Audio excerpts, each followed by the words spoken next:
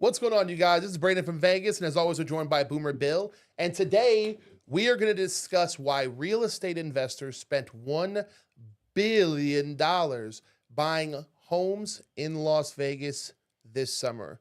I'm joined, as always, by our mortgage expert, Mr. Bill Gaylord. How you doing today, Bill? I'm doing awesome, I Brandon. like the flow. I like the Grizzly. It's looking real tough, real Iron Man. I'm feeling that. So let's dive right into it.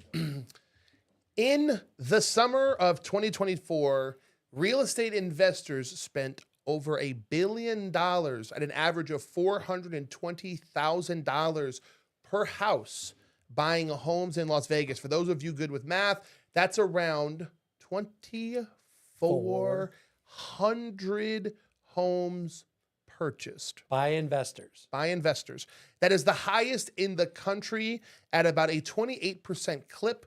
This is higher than Seattle in second place and San Jose in third place. Now, Seattle and San Jose make sense. We are talking about tech capitals. We're talking about financial capitals. We're talking about Silicon Valley, Starbucks.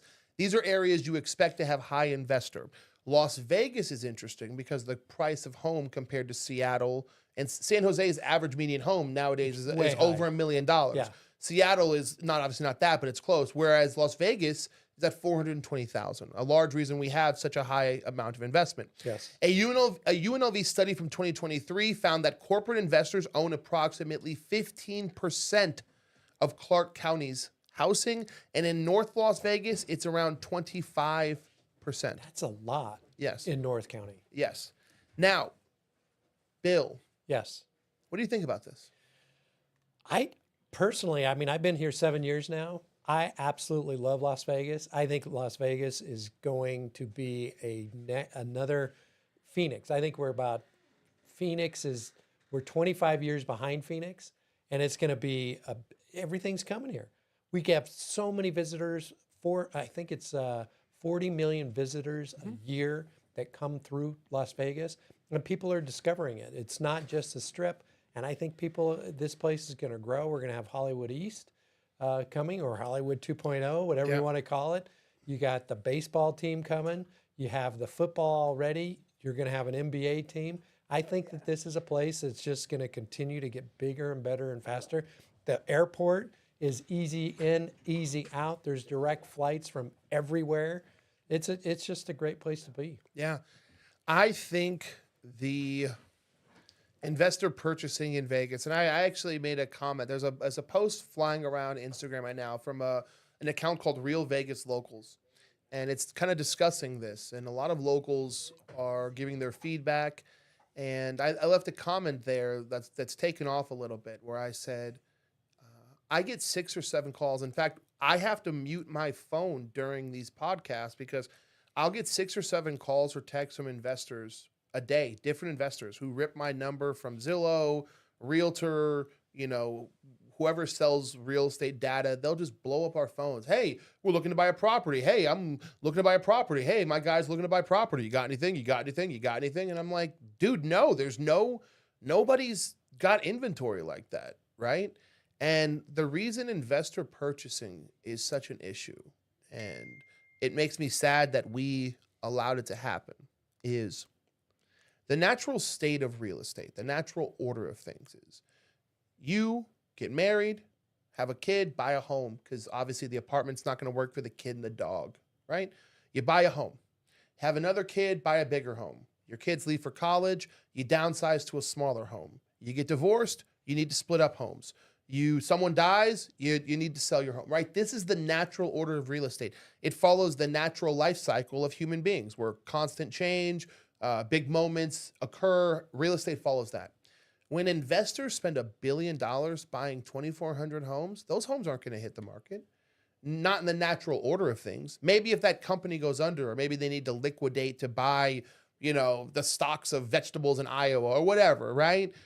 Maybe then we'll see some change. But for the most part, these are houses that are never going to hit the market again. It takes them off the market, which puts an even tighter stranglehold on our inventory. Well, I think they look at it, and we've talked about it for many months now. It's supply and demand. Yeah. Right? There's just not enough supply of homes for it to go around. And so investors they're investing their money, correct? Yeah. So they're going to try and invest it in an area where they see opportunity.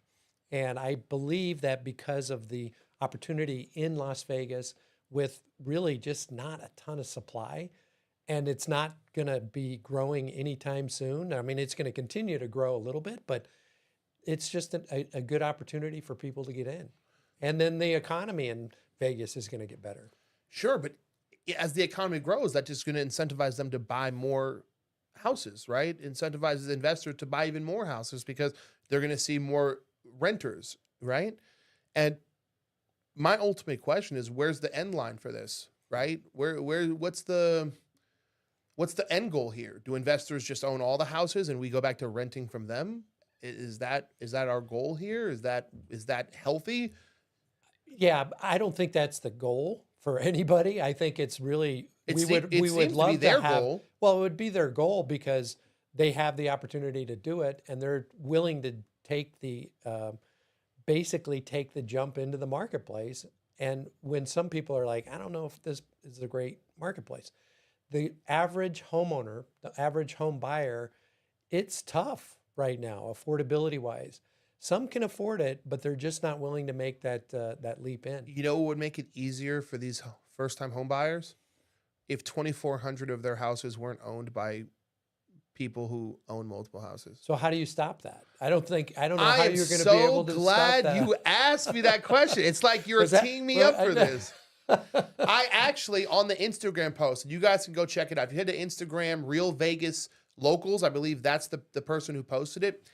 I posted what I believe are two very common sense solutions.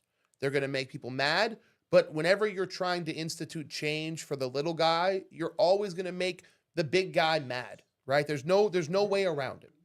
The first common sense change to me is some sort of redaction or alteration on FIRPTA. Now, for those of you who don't understand what FIRPTA is, that's because they don't teach these things in high school. Somewhere in the late 70s, 80s, it's called FIRPTA, Foreign International Resident Property Tax, blah, blah, blah, blah, blah.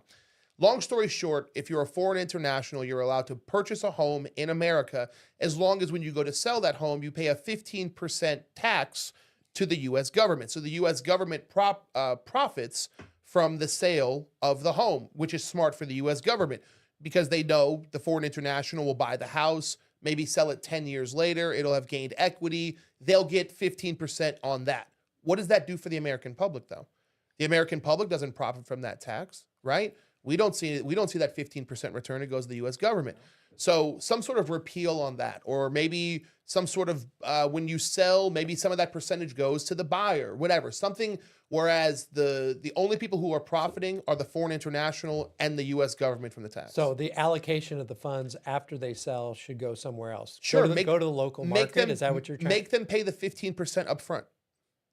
Make them pay the 15% upfront, and make it so that the buyer, right, someone in the purchase who resides here in America benefits from it rather than the U.S. government benefiting from. Because right now, that's the only people who benefit are the foreign international who gets to buy property in America, the most valuable land in the world, and the U.S. government who gets their 15% tax when that house is sold. So the local markets get gets nothing. Screwed, yeah. And the average American, if you ask them what FIRPTA means, they have no clue.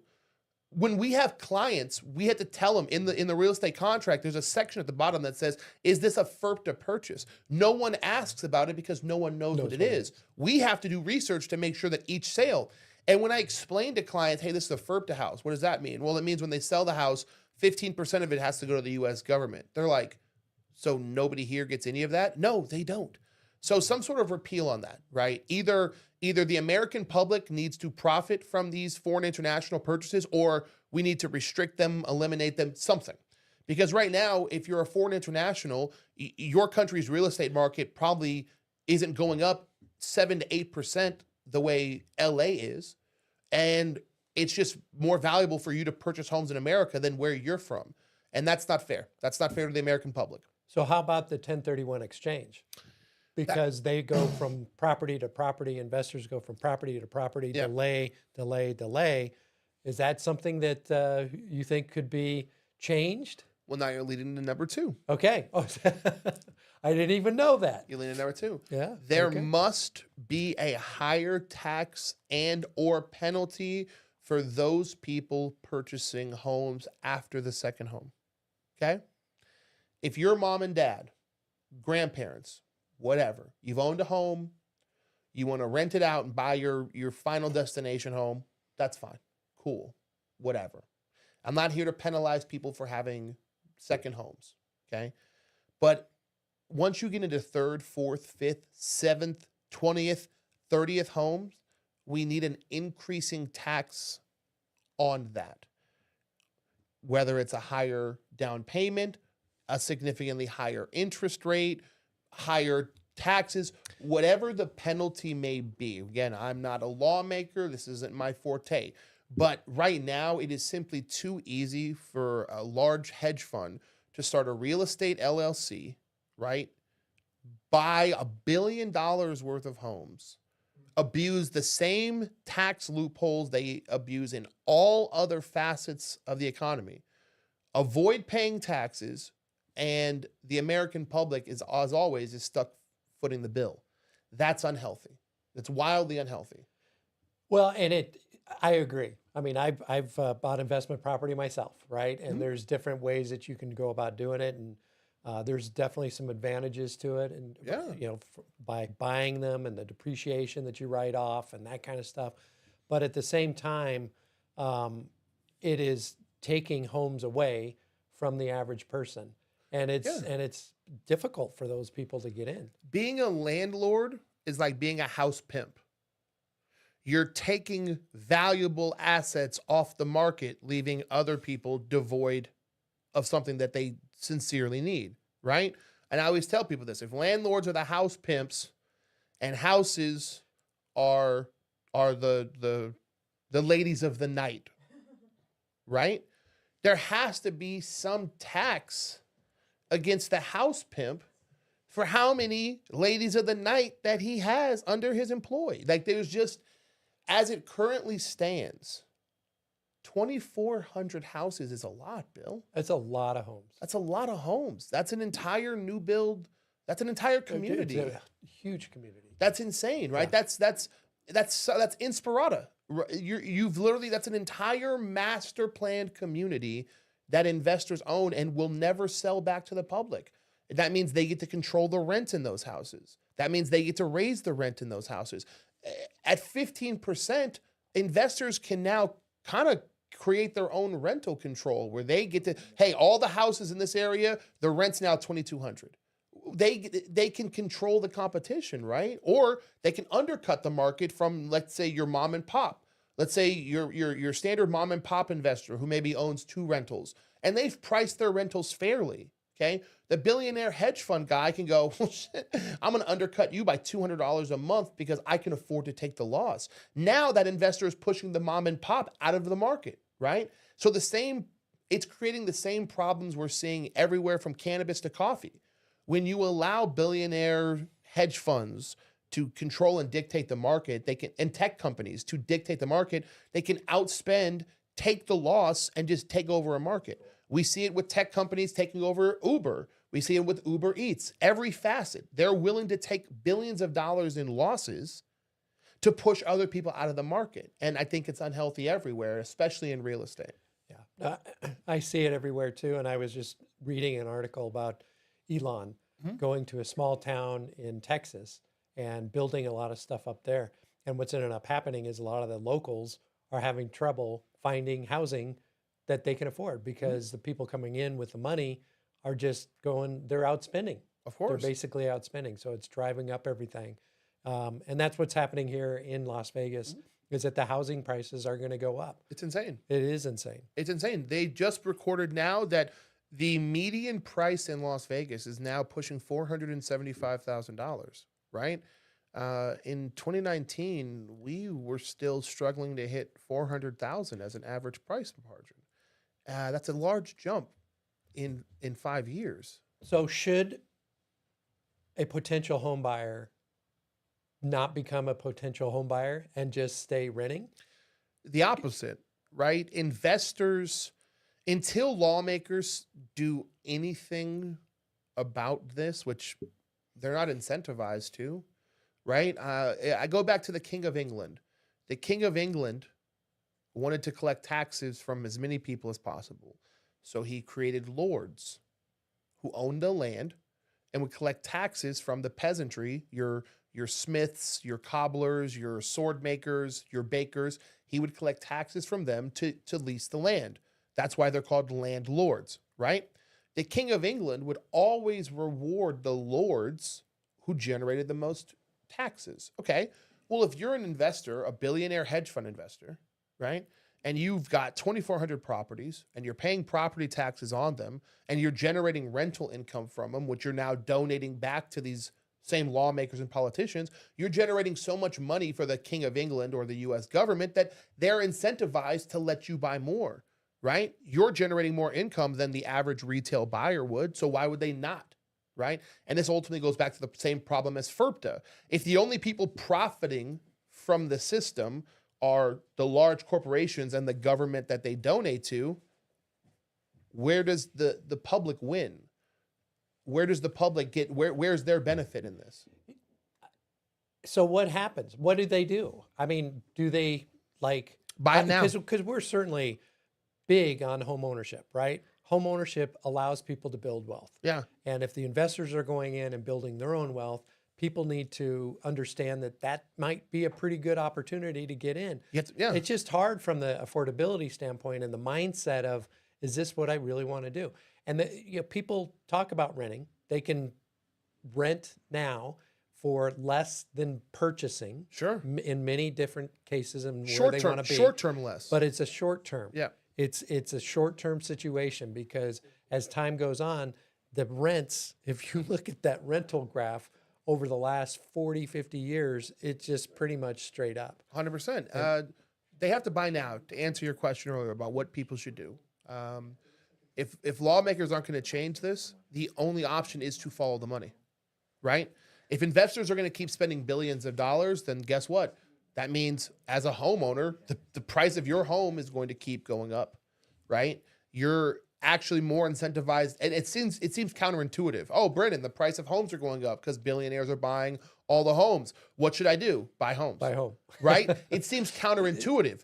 But when you think about it as a long-term play, okay, if the average price of the median price of the Las Vegas home has gone up $100,000 in 4 to 5 years, well, if you had bought a house 4 to 5 years ago, you'd be up $100,000, right? And it's hard for people to look at it that way. People are so stuck because people don't have the financial education. They focus on the cost instead of what something would make. Well, they look at the here and now. Yeah. They're very myopic. Yeah. They're very like, this is my situation right now. This doesn't make sense for me right now. What they don't always look at is that real estate is long term. Yep. It is a 7 to 10 year proposition in most cases. And I'll bet that if they looked 7 to 10 years behind where they were to get to the point where they are right now, their life's a lot different than it was 7 years ago. Yep. And probably a lot better over that 7-year period. So sometimes, to me, everything's like a calculated risk. You got to take the opportunity when the opportunity is there. 100%. Calculated risk is the best thing because everybody wants us to have a crystal ball where we tell them, here's exactly what the interest rate will be, and here's exactly where you're going to make money. Here's what I tell people. If billionaires are dropping $1 billion on houses, follow the money, right? What better crystal ball do you need than rich people spending $1 billion, right? Oh, I'm afraid. Okay, are you more afraid than the guy with $1 billion on the table, right? Like, I get it. I'm not ever one to say that a down payment is like nothing, but these people are putting down billions and they're not afraid. So why are you? So were you afraid when you bought your first home?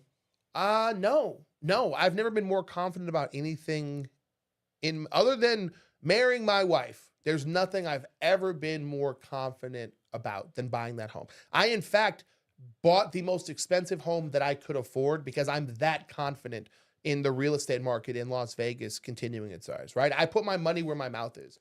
And you're in it. I mean, I bought and sold 28 homes over my lifetime, right? And I also, when I go into these things, it's like, oh, why am I doing this? Mhm. This is, should I buy this now? Am I going to lose it? Am I going to, and I've lost money on real estate too. Sure. So, but it is a calculated risk. It is a long-term investment and it's something that you can get in. And the other thing is people, if they can make that payment and they understand that their income is likely going to go up, what are the options for them if things go awry? The value of the property could go up. Mhm. They could rent the property out for probably at least the mortgage payment. Mhm. They could basically have family move in and offset the rent. They could get a roommate. So on a rent, you can't really do any of that stuff. No. You own the property and you have a lot of options with that property if something goes awry. So I look at the calculated risk. Is it worth that risk? And can I sleep at night? 100%. Bill, do you have any final thoughts on investor purchasing in Las Vegas before we move on to real estate Mythbusters? My only thought is basically the billionaires are buying property for a reason. Mm-hmm. And the reason is they see it as a very good long-term investment. Yeah. And so if they're thinking that it's a good long-term investment, it's probably a very good long-term investment for individuals similarly. 100%. What if Las Vegas is higher in investor purchasing than tech forward cities like Seattle and San Jose? That means they see those industries coming to Vegas. It's happened. Right. This is place. I love this place, Brandon. You know it. This place is so awesome. And Yeah. it's just going to get bigger and better and faster and stronger. Some people don't want it bigger, better, faster, stronger, but it's a reality and it's going to happen. Yeah. He's 100% right. People are resistant to change. As we tell you guys, every time we turn on these cameras, every time I go live, I tell you guys the same thing. If you're a Las Vegas local, if you consider yourself a Las Vegan, buy a home as soon as you can. Every year I tell you guys this, and every year these homes get more expensive. They go from $425 to $450 to $475. They're not going up cheaply, they're going up very fast. Even in a down market like last year at the highest interest rates in a decade, we saw a 6% housing increase in Las Vegas. That's not going to slow down. Buy a house as soon as you can. Do everything in your power, save as much money as you can. Make this your number one priority because I'm telling you, these billionaires are not going to stop buying in Las Vegas. You've been warned. One more note. Fannie Mae just came out with a new survey asking 100 of the nation's top economists, industry individuals, where they think values are going to go next year. And they just raised the number by 0.6% from last quarter. So it's happening. Values are going up. It's happening. In fact, we It's should not going send me down. that article. I want to include that into the YouTube video below. I think that's good information for people who want to read through and actually learn something. Yeah. Right? All right. It is time for our favorite part of the episode. We call this Real Estate Mythbusters. Real Estate Mythbusters, where once a week, there's a lot of myths surrounding real estate because of how little they teach you guys, what your Uncle Joe taught you over Thanksgiving one time, passed down from family to family. There's a lot of myths in real estate. So we are the Real Estate Mythbusters, right? And when I do like this, Mythbusters is gonna come across the screen all magical, like, yeah, like that. Mythbusters, yeah. This is in camera. Real Estate Do I need to get Mythbusters. into my... Hold on, Bill's changing. Bill's changing. All right. Yeah, put the screen up so you can't So we're doing practical effects. Mythbusters. Look at the Hurry up, CG. Bill. Look at the CGI magic that's going on around here, guys. Mythbusters. All right, Bill's ready. Oh wait, you gotta buy more time. Play some effects. We're busting myths here. You hear that? Mythbusters. I like that. There he is. Boomer Bill is joining us today, guys. Boomer Bill is in the building. We are gonna bust some myths with Boomer Bill. I like that. Busting myths with Boomer Bill. The myth that we are going to bust today This sounds is that first-time home buyers and teachers get some sort of special down payment. Bill, do you know how many people reach out to me and they're like, well, what's my down payment if I'm a first-time home buyer? What's my down payment if I'm a teacher, right? And I'm like, dude, everybody's down payment is the same. Are you using an FHA loan at 3.5% or conventional? So, Bill, please help us bust this myth. What are the down payments, whether you're a first-time home buyer or a 50th time home buyer? So FHA is always the same, 3.5% down, whether you're a first-time home buyer, a second-time home buyer, a fifth-time home buyer. Now, conventional, a little bit different. You can do 3% down on a conventional loan if you are a first-time home buyer. If you're a second-time home buyer, it's 5% down. There you go. But no matter what, even if they're a first-time home buyer, even if they're a teacher, a firefighter, you're going to get 3.5% or 3% conventional if you qualify. Correct. The only group who gets a special down payment is who? The VA vets. I'm going to repeat this again. The only group that gets special down payments is who? Active duty military and VA veterans. Guys, if you put your life on the line for this country, if you serve this country with your life, they will decrease your down payment. That's it. The only way you get zero down payment is if your life's on the line. Welcome to America. That's just how the game works, right? Teachers, especially in Las Vegas, have a program where they'll provide you down payment assistance or closing cost assistance. That's why a lot of teachers are incentivized to move to Las Vegas. First-time home buyers, we do have down payment assistance programs for them, but your down payment itself is still the same thing. You're still getting 3.5% FHA or 3% conventional to 5% conventional. All right? Myth busted. I don't care what your Uncle Joe tells you over Christmas. Or your boomer Bill Or your granddad. boomer Bill granddad who bought his house in the woods in 1957 for 87 cents and a handshake. Okay? In the modern world, 3.5% or 3%. Those are the down payments you're looking at. Can I also add to this? There's also a myth that that's all they need. Yeah. Okay.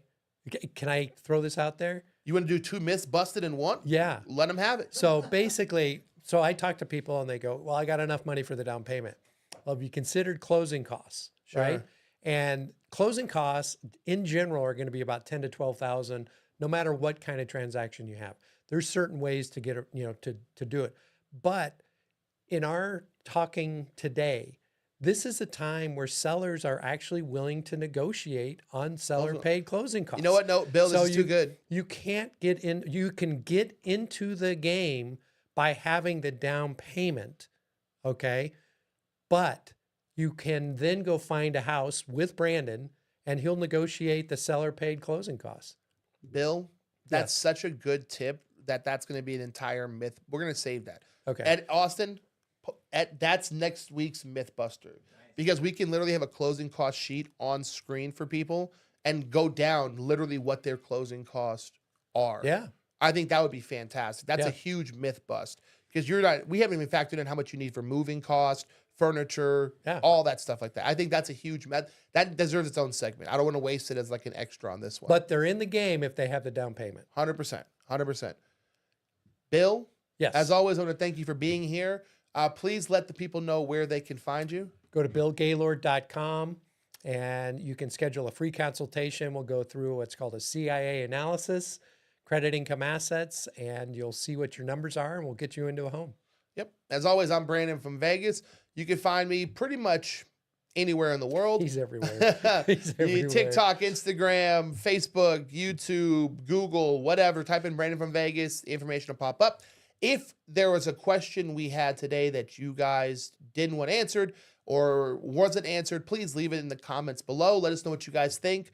How do you guys feel that investors are buying $1 billion worth of houses in Las Vegas? Do you think this is good for us? Do you think it's a good signal for the economy? Do you think it's bad for locals? What do you guys think? Let us know in the comments below. As always, we read and respond to every single one of those. We thank you guys for your time today. And as always, come and be my neighbor. Peace, peace, peace, peace, peace, peace, peace, peace, peace, peace, peace, peace.